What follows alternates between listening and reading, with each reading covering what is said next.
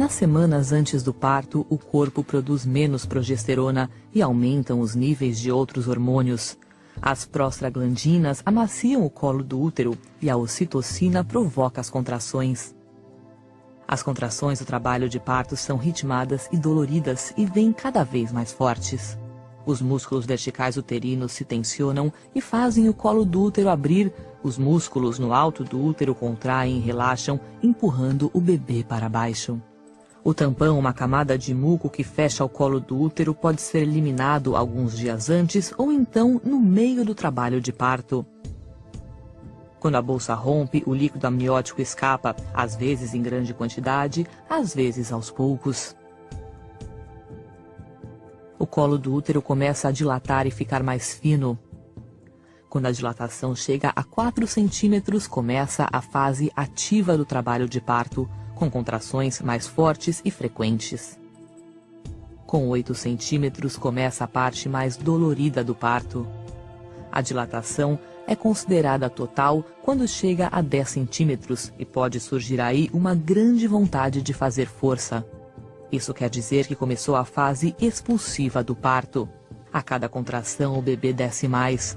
Os ossos da cabeça se aproximam para que ele passe pelo canal de parto, que é estreito.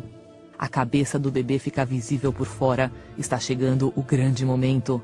Com mais algumas contrações e um pouco de força, aparecem o rosto, os ombros e o resto do corpo. Na terceira e última fase do parto, a placenta se desprende e sai. O bebê começa a respirar sozinho e a incrível aventura do parto termina.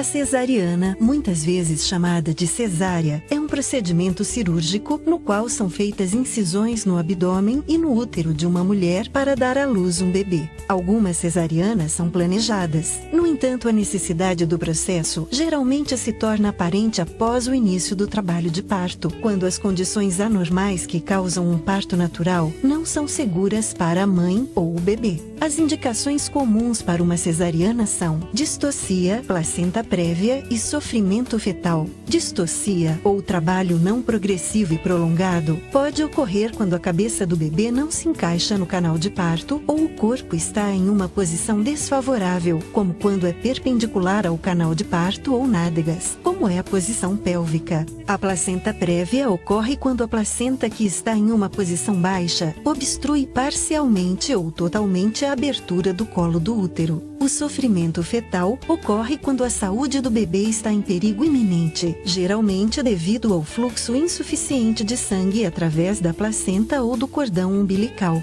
O sofrimento fetal pode ocorrer quando a placenta se separa da parede uterina antes do parto, ou o cordão umbilical se comprime ou asfixia. Outras condições que podem exigir uma cesariana incluem nascimentos múltiplos, grandes tumores do útero, herpes genital ou outras infecções ou problemas de saúde, como hipertensão ou diabetes não controlada. O médico pode utilizar a ultrassonografia e um monitor fetal do coração para ajudar a decidir se o bebê deve nascer por cesariana. Quando uma cesariana se torna necessária, será preparada para a cirurgia. Na maioria dos casos, uma anestesia peridural é administrada para anestesiar a parte inferior do corpo. No entanto, às vezes é usada a anestesia geral. O médico começará fazendo uma incisão no abdômen. Será uma incisão vertical, um pouco abaixo do umbigo, até a parte superior do osso púbico, ou muitas vezes uma incisão horizontal em cruz e um pouco acima do osso púbico. Esta incisão é geralmente chamada de incisão biquíni. Em seguida, o médico realizará uma segunda incisão na parte inferior do útero.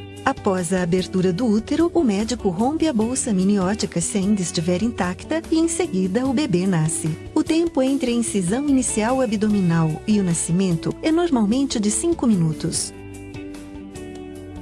O médico então prende e corta o cordão umbilical Remove cuidadosamente a placenta e sutura, costura firmemente o útero e o abdômen. Isso normalmente leva cerca de 45 minutos. Normalmente, o período de internação após uma cesariana é de 3 a 5 dias. Durante esse tempo, você será incentivada a amamentar, tirar um cochilo quando o bebê dormir e levantar da cama com frequência. Embora a maioria das pacientes possa cuidar de seu bebê recém-nascido após o procedimento, a recuperação total pode levar de 6 a 8 semanas. A cicatriz ficará mais clara conforme for se regenerando.